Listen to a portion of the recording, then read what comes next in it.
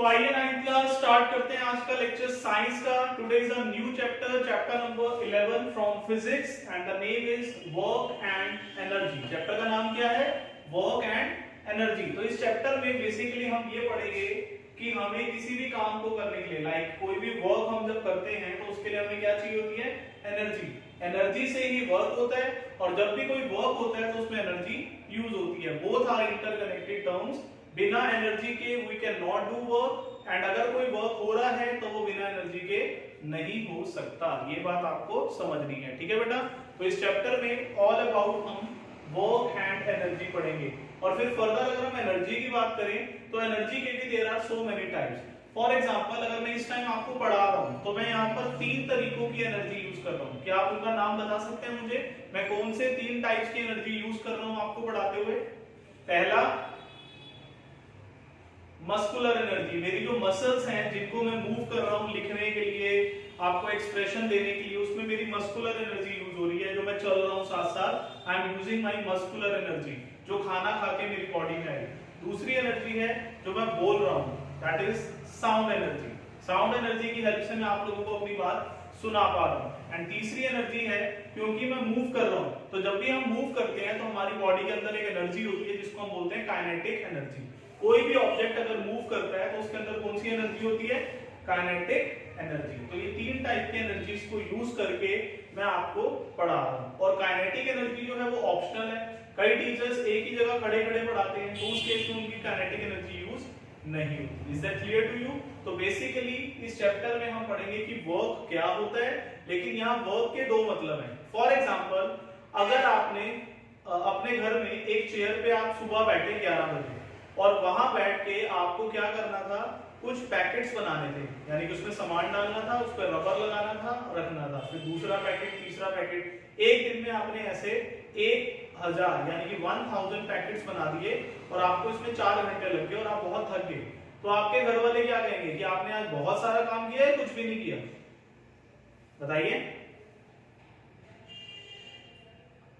आपके अकॉर्डिंग आपने वर्क किया या नहीं किया? किया, और बल्कि काफी हैवी वर्क किया भाई। 1000 पैकेट बनाना, 4 घंटे का टाइम लगाना, काफी थकान हो जाती है इसमें। तो दैट मींस डेली लैंग्वेज के हिसाब से अगर हम बात करें तो हमने बहुत सारा काम किया, ठीक है। लेकिन अगर हम साइंस से पूछें कि आज हमने कितना वर्क किया इस एक्टिविटी में, तो साइंस कहेगी आपने 0 वर्क किया, आपने काम बिल्कुल भी नहीं किया। यानी कि हमारा जो डेली लैंग्वेज में वर्क का मतलब होता है और साइंस की डेफिनेशन के अकॉर्डिंग जो वर्क का मतलब होता है वो काफी अलग होता है। तो हमें साइंटिफिक डेफिनेशन, फिजिकल डेफिनेशन क्या है, फिजिक्स के टर्म्स में वर्क का मतलब क्या है वो पढ़ना है। और जब हम वर्क कंप्लीट कर लेंगे तो उसके बाद हम नेक्स्ट टॉपिक पढ़ेंगे एनर्जी और एनर्जी के टाइप्स, ठीक है बेटा। तो आइए स्टार्ट करते हैं इस चैप्टर को। चैप्टर नंबर 11, सभी लोग अपनी एनसीईआरटी बुक्स ओपन करेंगे and the name is work and energy.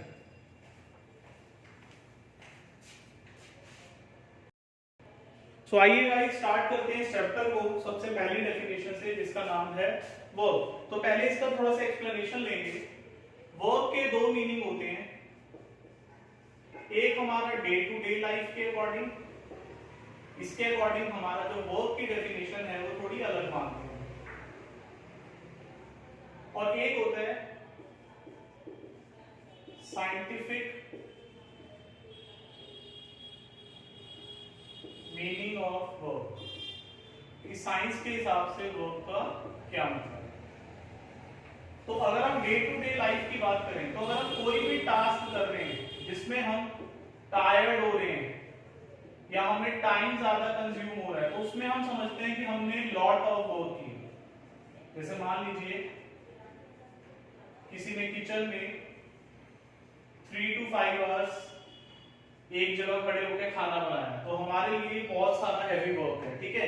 किसी ने बहुत सारा फाइल वर्क कंप्लीट करा 8 आवर्स की ड्यूटी देके, जैसे टीचर स्कूल में करते हैं, मार्कशीट बनाना और ये सब। तो उसने क्या किया? बहुत सारा वर्क किया, लॉट ऑफ वर्क किया। ये जो कंसेप्शन है हमारा सोचने का काम को, ये कौन सी उसमें आता है? डे टू डे लाइफ में। डे टू डे लाइफ में हम वर्क को किससे कनेक्ट करते हैं कि 2 लोग हैं, दोनों वर्क कर रहे हैं, किसी ने ज्यादा किया, किसी ने कम किया। अगर आपको कंपेयर करना है, फॉर एग्जांपल अगर मैं आपसे डे टू डे लाइफ में कंसीडर करती हूं, तो पहली सिचुएशन राहुल राहुल क्या कर रहा है, ग्राउंड फ्लोर से सेकंड फ्लोर तक चढ़ रहा है और उसमें चढ़ने में उसको 4 सेकंड लगे। चलो थोड़ा ज्यादा लेते हैं, 10 सेकंड लगते हैं। 10 सेकंड लगा के वो ग्राउंड फ्लोर से सेकंड फ्लोर तक चढ़ गया, बात तो भाई पतंग लूटने या व्हाटएवर कुछ भी करने। और दूसरा केस,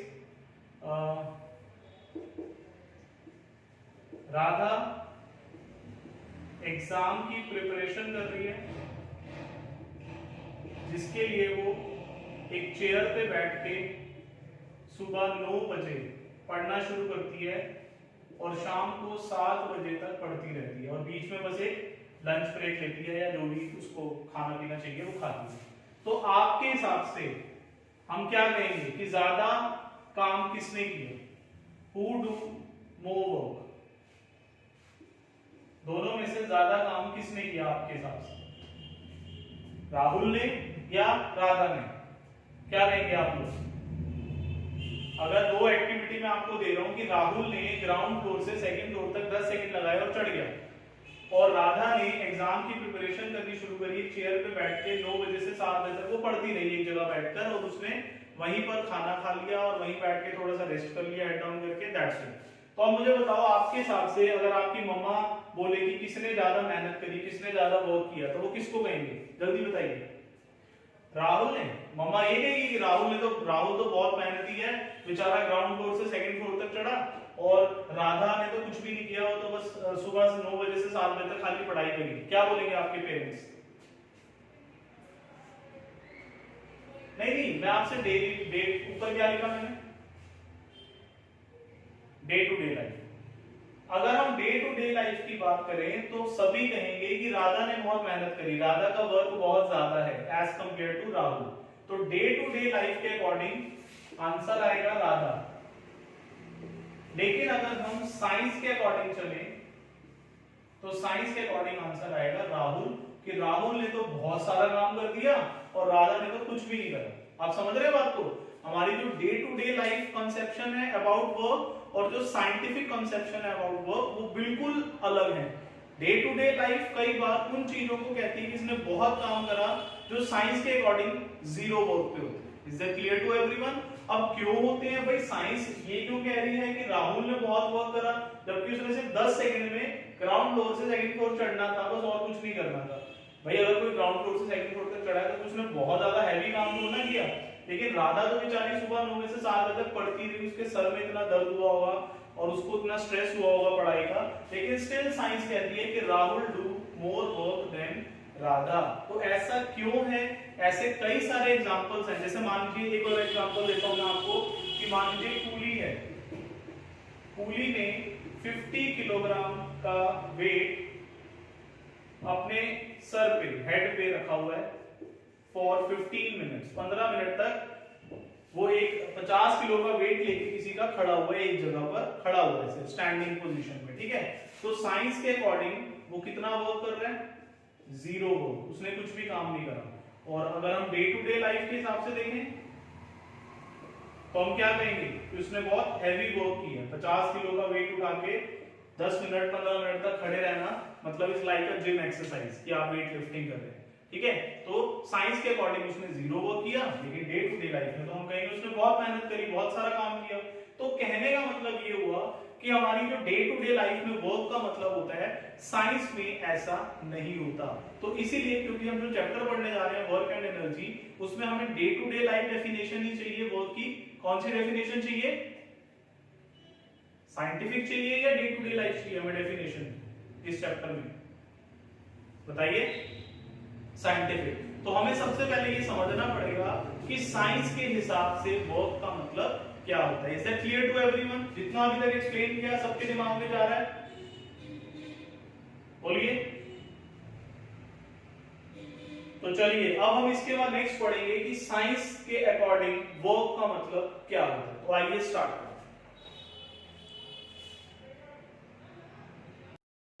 तो चलिए गाइस बात करते हैं साइंटिफिक डेफिनेशन ऑफ वर्क। अगर हम साइंटिफिक डेफिनेशन ऑफ वर्क की बात करें तो साइंस जो है वर्क को दो चीजों से कनेक्ट करती है। एक है फोर्स और एक है displacement. These are the two conditions according to science if we say that work is done according to science। कैसे, इसकी डेफिनेशन पढ़ते हैं। It is defined as the product of force applied and displacement of an object। यानी कि suppose कीजिए आपने एक bag या एक बॉक्स पड़ा हुआ है, उस पे आपने कुछ फोर्स लगाई। कितनी फोर्स लगाई? मान लो F फोर्स लगाई। इस बॉक्स पे आपने फोर्स लगाई F, और उस फोर्स की वजह से ये बॉक्स थोड़ा सा मूव करके नई जगह पर आ गया, तो ये डिस्प्लेस हुआ अपनी जगह से। कितना? 1 मीटर। कितना डिस्प्लेस हुआ? 1 मीटर। या फिर इस डिस्प्लेसमेंट को हम सिंबल में S भी बोल सकते हैं। S किसका सिंबल होता है बेटा? डिस्प्लेसमेंट का। तो आपने इस बॉक्स पे कितनी फोर्स लगाई? F, और ये कितना डिस्प्लेस हुआ? S। This is displacement and this F is force. So whenever you apply some force on an object and the object get displaced, then we say that work is done, and the formula is given by work is equals to force into displacement। क्या होता है formula? Force into displacement. तो अगर हम work को W ले लें, force को F, और डिस्प्लेसमेंट का सिंबल क्या होता है? S, तो the formula becomes W is equals to F into S। This is what we call in science। Is that clear to everyone? कि साइंटिफिकली वर्क का मतलब क्या है? ठीक है बेटा। अब अगर हम वर्क की बात करें तो वर्क कैसी क्वांटिटी है? Work is a scalar quantity. कैसी क्वांटिटी है ये? स्केलर। स्केलर का मतलब it has magnitude only but no direction. Work का डायरेक्शन से कोई लिंक नहीं होता, सिर्फ मैग्नीट्यूड से होता है। तो इसलिए हम वर्क को क्या बोलते हैं? एक स्केलर क्वांटिटी बोलते हैं। ठीक है बेटा। और अगर हम SI यूनिट ऑफ वर्क पढ़ें तो वर्क की SI यूनिट सेम होती है जो एनर्जी की होती है, और एनर्जी की क्या होती है? जूल। इसका सिंबल होता है कैपिटल J। अगर हम पूरी स्पेलिंग लिखते हैं तो J स्मॉल लिखना पड़ता है, अगर हम सिंबल लिखते हैं तो हमें कैपिटल J लिखना होता है। तो this is the SI unit of work. तो ये बात क्लियर है बेटा। अगर मैं आपसे बोलूं कि साइंस के हिसाब से वर्क की दो कंडीशंस बताओ, तो आप क्या बोलेंगे? The two conditions required for work to be done are force and displacement। अगर किसी जगह पर फोर्स है लेकिन डिस्प्लेसमेंट नहीं है तो भी वर्क नहीं होगा। अगर किसी जगह पर डिस्प्लेसमेंट हो लेकिन फोर्स ना हो तो भी वर्क नहीं होगा। लेकिन जो सेकंड वाला मैंने बोला कि डिस्प्लेसमेंट हो फोर्स ना हो, ऐसा प्रैक्टिकली हो ही नहीं सकता।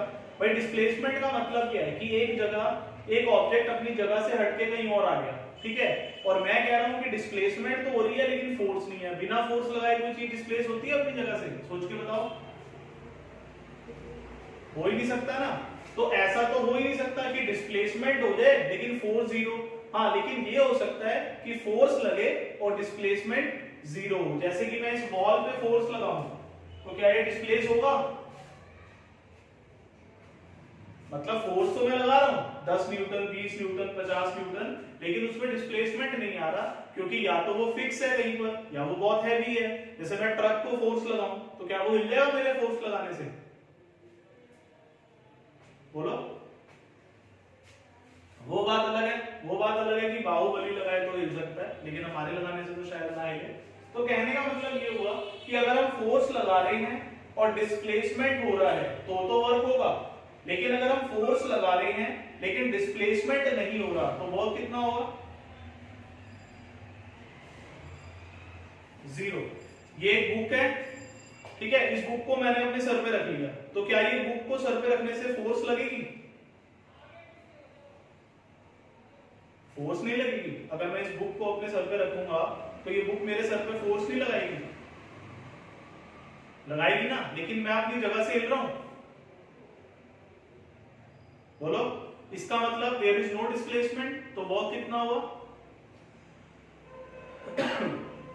जैसा कि मैंने आपको एग्जांपल किसका दिया था, कूली का, कि कूली ने 50 किलो का वेट अपने सर पे रख के खड़ा हुआ है, तो इसका मतलब वर्क कितना होगा? 0। ठीक है, जो हमने एक राधा वाला एग्जांपल करा था उसमें भी वर्क क्या था? ऑलमोस्ट 0 था। क्यों? क्योंकि राधा एक ही जगह पर बैठ के काम कर रही है, इसका मतलब उसमें कोई डिस्प्लेसमेंट नहीं होगी, तो उसका वर्क भी ऑलमोस्ट 0 है। थोड़ा बहुत वर्क इसलिए होगा क्योंकि वो अपना हाथ हिला रही है, तो थोड़ा बहुत डिस्प्लेसमेंट हो रहा है ना, या बुक उठाने के लिए बेड पे थोड़ा सा इधर उधर मूव कर रही है, तो ना के बराबर वर्क होगा, लेकिन उतना ज्यादा नहीं होगा। लेकिन जो हमने राहुल वाला केस पढ़ा था, वो ग्राउंड फ्लोर से कहां तक गया था? सेकंड फ्लोर तक। तो क्या यहाँ फोर्स थी? ऑब्वियसली उसकी बॉडी में मस्कुलर फोर्स है जो उसने लगाई, जिसकी वजह से वो मूव कर रहा है, और उसमें डिस्प्लेसमेंट कितना हुआ? ग्राउंड फ्लोर से लेकर सेकंड फ्लोर तक का, जो कि बहुत बहुत ज्यादा है। तो इसमें हम क्या कहेंगे कि वर्क बहुत सारा हुआ, लॉट ऑफ वर्क हुआ, है ना। लेकिन अगर मैं यहां खड़ा हूं और मैं यहां से यहां शिफ्ट हो गया, तो वर्क हुआ? बहुत कम हुआ। क्यों? क्योंकि डिस्प्लेसमेंट बहुत कम था, है ना। तो इसी तरीके से जो वर्क का कनेक्शन है वो दो चीजों से है, एक फोर्स से और एक डिस्प्लेसमेंट से। अगर आप फोर्स लगा रहे हो लेकिन डिस्प्लेसमेंट नहीं हो रहा, तो वर्क 0 माना जाता है, और अगर आप फोर्स लगा रहे हो और डिस्प्लेसमेंट भी हो रहा है तो वर्क होगा। अगर आपकी फोर्स ज्यादा है, डिस्प्लेसमेंट थोड़ी कम है, तो भी वर्क ज्यादा होगा। अगर आपकी फोर्स कम है, डिस्प्लेसमेंट बहुत ज्यादा है, तो भी बहुत ज्यादा वर्क होगा। समझ आ रही है वाली बात मेरी आपको? जैसे मैं आपको ये एग्जांपल के थ्रू समझाता हूं, देखिए। तो आइए गाइस कुछ एग्जांपल्स और समझते हैं इस वर्क को अच्छे से समझने के लिए। देखिए पहला केस, मैंने फोर्स लगाई किसी ऑब्जेक्ट पे और ऑब्जेक्ट डिस्प्लेस हुआ। ठीक है, तो इसके दो केसेस हो सकते हैं, एक पॉजिटिव वर्क और एक नेगेटिव। यानी कि वर्क भी दो टाइप का है, एक पॉजिटिव और एक नेगेटिव। कैसे, इसको समझते हैं। अगर आपने जो फोर्स लगाई और जो डिस्प्लेसमेंट हुआ, वो दोनों के दोनों सेम डायरेक्शन में हुए, यानी कि जिस डायरेक्शन में फोर्स लगाई उसी डायरेक्शन में ऑब्जेक्ट डिस्प्लेस हुआ। मान लो आपने फोर्स किधर लगाई? टुवर्ड्स राइट, और डिस्प्लेसमेंट कहां हुआ? Towards right. तो ऐसे वर्क को हम क्या बोलते हैं? Positive work. क्या बोलते हैं? Positive work. और अगर मान लो फोर्स और डिस्प्लेसमेंट दोनों की जो डायरेक्शन थी वो कैसी थी? ऑपोजिट। जैसे कि आपने फोर्स लगाई इधर को, जैसे कि ब्रेक लगाते हैं। ब्रेक का काम क्या होता है? रोकना या आगे धक्का देना, बताइए। लेकिन ऑब्जेक्ट पे जब हम ब्रेक लगाते हैं तो ब्रेक लगाने के बाद वो थोड़ा सा आगे चल के रुकता है, तो उसकी जो डिस्प्लेसमेंट होती है वो भी रिवर्स होती है, वो फॉरवर्ड होती है। अगर आप किसी ऑब्जेक्ट पे, मान लो कोई कार चला रहा है, कोई ट्रेन चला रहा है, और कुछ भी चलाते हुए उस पे फोर्स लगाए, ब्रेक लगाए, तो जब हम ब्रेक लगाते हैं तो वो हमें कौन सी डायरेक्शन में फोर्स देती है? ऑपोजिट डायरेक्शन में। लेकिन डिस्प्लेसमेंट कहां होता है? यानी कि ब्रेक का मतलब है बैकवर्ड डायरेक्शन में फोर्स लग रही है, लेकिन फॉरवर्ड डायरेक्शन में डिस्प्लेसमेंट होता है थोड़ा सा, जिसके बाद गाड़ी या ट्रक या ट्रेन जो भी है वो रुकती है। तो ये दोनों बिल्कुल ऑपोजिट होते हैं, इनके बीच में एंगल 180 डिग्री का बन जाता है फोर्स और डिस्प्लेसमेंट में। तो इस केस में जो वर्क है वो कैसा हो जाता है? Negative work. कैसा हो जाता है? वो नेगेटिव हो जाता है। ठीक है, और वर्क में एक सिचुएशन और होती है कि आपने फोर्स लगाई किसी ऑब्जेक्ट पे and object does not gate displace, वो अपनी जगह से हिला ही नहीं। जैसे आपने एक वॉल पे फोर्स लगाई मान लो, और वॉल अपनी जगह से नहीं हिली, तो ऐसे वर्क को हम क्या बोलते हैं? क्यों? क्योंकि फोर्स तो आपने लगाई कुछ ना कुछ, लेकिन एस कितना है? बोलिए।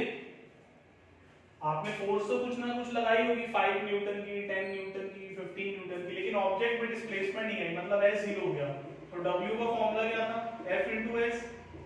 तो F इंटू 0 करेंगे तो आंसर कितना आएगा, 0। तो वर्क कैसा हो जाएगा, 0 हो जाएगा। तो यानी कि वर्क, देयरफॉर इससे हमें एक नोट मिला, और वो नोट क्या कहते हैं कि work can be positive, negative and 0। Work positive भी हो सकता है, नेगेटिव भी हो सकता है और 0 भी हो सकता है, डिपेंडिंग ऑन कि फोर्स और डिस्प्लेसमेंट में क्या रिलेशन है। अगर दोनों डायरेक्शन सेम है तो पॉजिटिव वर्क, दोनों की डायरेक्शन ऑपोजिट है तो नेगेटिव वर्क, और अगर डिस्प्लेसमेंट हो ही नहीं रहा, 0 हो रहा है, तो उस केस में वर्क 0 हो जाएगा। तो अगर मैं आपको कहूं डिफाइन पॉजिटिव वर्क, तो आप इसकी डेफिनेशन कैसे बोलेंगे, work is said to be positive if force and displacement are both in the same direction. Work is said to be negative if force and displacement are in opposite direction. समझ में आ गया बात? And the work is said to be 0 if we apply some force on an object and the object does not get displaced. In that case, work is said to be 0. Is that clear to everyone? जल्दी से बताएंगे मुझे।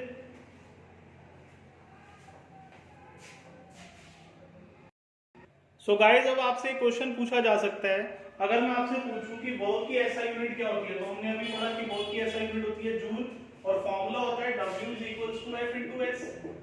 तो अगर आपसे कोई question कहे कि डिफाइन 1 जूल, तो आप मान लो मैं आपसे कहूं कि फोर्स 5 न्यूटन है, F जो है वो 5 न्यूटन है, और जो डिस्प्लेसमेंट है वो 2 मीटर है, तो वर्क कितना हो जाएगा F × S के हिसाब से, 10। और 10 के साथ आप क्या लगाओगे, जूल लगाओगे ना उसकी यूनिट। तो अगर मैं आपसे पूछूं कि वर्क जो है वो 1 जूल कब होगा, ठीक है, तो अगर मैं आपसे कहूं F को 1 न्यूटन ले लो और S को 1 मीटर ले लो, तो W का आंसर क्या आएगा F × S के हिसाब से। तो मुझे बताओ वर्क जो है वो 1 जूल कब आएगा, वर्क का आंसर 1 जूल कब आएगा, जब आपने फोर्स कितनी लगाई और ऑब्जेक्ट में डिस्प्लेसमेंट कितना आया। तो अगर आपको क्वेश्चन आ जाए डिफाइन 1 जूल, तो आप इसका आंसर कैसे लिखोगे, work is said to be 1 joule if a force of 1 newton is applied on an object and the object get displaced by 1 meter. Is that clear to everyone कि 1 joule को कैसे define करेंगे हम, कि work is said to be 1 joule if a force of 1 newton is applied on an object and the object get displaced by 1 meter। तो उस case में जो वर्क डन होता है वो कितना होता है बेटा, 1 जूल होता है। तो ये जो हमने अभी तक पढ़ा बेटा, इसी के साथ आपका इस चैप्टर का जो वर्क वाला सेक्शन है वो क्लोज होता है। वर्क की डेफिनेशन, वर्क की एसआई यूनिट, वर्क का फॉर्मूला, वर्क के type, positive work, negative work, 0 work और 1 जूल की डेफिनेशन, इसमें हमारा जो पूरा वर्क वाला पार्ट है वो खत्म होता है। और इसके बाद हमारा जो नेक्स्ट टॉपिक है वो है एनर्जी और एनर्जी के टाइप्स। और इस चैप्टर में आपको 2 डेरिवेशंस भी पढ़नी है, एक काइनेटिक एनर्जी की और एक पोटेंशियल एनर्जी की। तो अब उसकी तरफ हम मूव करते हैं आगे, तो जल्दी से देखिए इसको, फिर हम आगे बढ़ते हैं एनर्जी की तरफ। चलिए गाइस, इस चैप्टर के नेक्स्ट पार्ट की तरफ मूव करते हैं। वर्क हम कंप्लीट कर चुके हैं, अब नेक्स्ट आता है एनर्जी। और एनर्जी की अगर हम बात करें तो what is energy, energy is the ability to do work, यानी कि एनर्जी की वजह से ही हम वर्क कर पाते हैं। क्यों, क्योंकि वर्क कब होता है, जब हम फोर्स अप्लाई करते हैं, और फोर्स अप्लाई करने से ऑब्जेक्ट क्या होता है, डिस्प्लेस। फोर्स लगाने के बाद ऑब्जेक्ट डिस्प्लेस होगा या नहीं होगा, ये ऑब्जेक्ट कितना हैवी है उस पर डिपेंड करेगा, फिक्स है या अलग पड़ा हुआ है उस पर डिपेंड करेगा, और आप कितनी फोर्स लगा रहे हैं इस पर डिपेंड करेगा। लेकिन फोर्स अप्लाई करने के लिए आपको क्या चाहिए? एनर्जी। क्या बिना एनर्जी के हम फोर्स लगा सकते हैं? आप ऐसा एज्यूम करो कि आपको भागना है, रेस करनी है, रनिंग करनी है, और रनिंग करने के लिए दो सिचुएशन कंसीडर करो। एक वो सिचुएशन जिसमें आप फुल ऑफ एनर्जी हैं, और एक वो सिचुएशन जिसमें आप बहुत ज्यादा टायर्ड हैं। तो आप किसमें तेज भाग पाएंगे? क्या लगता है आपको? यानी कि जैसे जैसे हमारा एनर्जी लेवल बॉडी का लो होता जाता है, हमारी जो फोर्स लगाने की एबिलिटी है वो कम होती रहती है, और अगर एनर्जी जीरो हो जाए तो हम फोर्स भी नहीं लगा पाएंगे, उस केस में फोर्स जीरो हो जाएगी, और अगर फोर्स जीरो हो जाएगी तो वर्क तो जीरो होना ही होना है। तो इससे हमें क्या सीखने को मिला कि what is energy? Energy is the ability to do work. बिना एनर्जी के हम वर्क नहीं कर सकते। इज इट राइट और रॉन्ग? जल्दी बताइए। ठीक है, तो हमें ये तो समझ में आ गया कि एनर्जी क्या होती है। अब एनर्जी से दो तीन बातें हम और सीखते हैं कि जब भी हम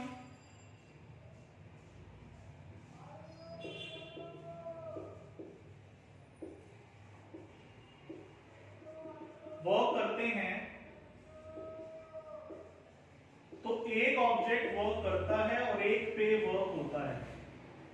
मान लो वर्क कर कौन रहा है? ऑब्जेक्ट ए, और किस पे वर्क कर रहा है? ऑब्जेक्ट बी पे। फॉर एग्जांपल मैं एक बॉक्स को फोर्स लगा के मूव कर रहा हूं, तो मैं ऑब्जेक्ट ए हूं जो वर्क कर रहा है, और जो बॉक्स है वो ऑब्जेक्ट बी है जिस पे वर्क हो रहा है। समझ में आ गया आपको बात? ये work is done by an object A. मान लो ऑब्जेक्ट ए जो है वो वर्क कर रहा है, और ऑब्जेक्ट बी कौन है? जिस पे वर्क हो रहा है। ठीक है बेटा? तो इस केस में object A loses its energy और ऑब्जेक्ट बी gains energy। यानी कि जो ऑब्जेक्ट वर्क करता है उसको अपनी एनर्जी लूज करनी पड़ती है। क्यों? क्योंकि वर्क करने के लिए क्या चाहिए होती है? एनर्जी। तो अगर हम वर्क करेंगे तो हमें अपनी एनर्जी खर्च करनी पड़ेगी, लूज करनी पड़ेगी, और जिस ऑब्जेक्ट पे वर्क होता है उसमें वो एनर्जी गेन करता है। एक एग्जांपल दिखाता हूं। मान लीजिए, सपोज करो ये है तो मार्कर पेन, लेकिन आप मान लो ये हैमर है, हथौड़ा हैमर है। ठीक है, मुझे इस हैमर से एक नेल को किसी बोर्ड में हिट करना है। ठीक है, तो सबसे पहले मैंने इस हैमर को क्या करा? रेस करा। तो यहां पर आप मुझे बता सकते हैं कि ऑब्जेक्ट ए और ऑब्जेक्ट बी कौन कौन है? अगर मेरे हाथ में एक हैमर है, उस हैमर को मैंने नेल को हिट करने में यूज करना है, तो मैं यहीं से हिट करता हूं ऐसे टच कर करके, या पहले हैमर को रेस करते हैं? तो मान लो मैं कौन हुआ? ऑब्जेक्ट ए, और हैमर क्या हुई? Object B. क्यों? क्योंकि इस हैमर पे मैंने फोर्स लगा के इसको क्या कर दिया? डिस्प्लेस कर दिया। इसने अपनी जगह बदल ली ना। बताइए, तो इसका मतलब हैमर जो है वो ऑब्जेक्ट बी है, मैं ऑब्जेक्ट ए हूं, और मैंने इस हैमर पे फोर्स लगा के इसको डिस्प्लेस कर दिया। तो अगर हम इस पॉइंट को पढ़ें तो object A loses it's energy. जब मैं इस हैमर को ऊपर उठा रहा हूं तो क्या यूज हो रही है? मेरी मस्कुलर एनर्जी यूज हो रही है।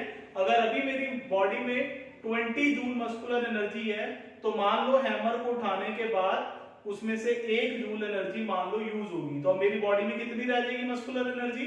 19 जूल। तो मैंने अपनी एनर्जी को क्या करा? लूज। लेकिन जिस हैमर को मैंने ऊपर उठाया, अब इसके अंदर क्या हो चुका है? एनर्जी आ चुकी है, और उसी एनर्जी की वजह से जब मैं इसको ले जाके नेल पे हिट करूंगा तो इसमें फोर्स लगाने की ताकत आ जाएगी। क्योंकि अगर मैं इस हैमर को ऊपर लेके जा रहा हूं तो इसमें क्या स्टोर होगी है? मेरी एनर्जी इसमें आ चुकी है। समझ रहे हो आप बात को? मेरी एनर्जी ट्रांसफर होगी किसमें? आ गई हैमर में, और इसके पास एनर्जी होगी तभी तो ये हैमर वर्क करेगी। और इसका वर्क करना क्या है? हैमर के लिए वर्क करने का मतलब क्या है? नेल को हिट करके ड्राइव करना वुडन ब्लॉक में, है ना?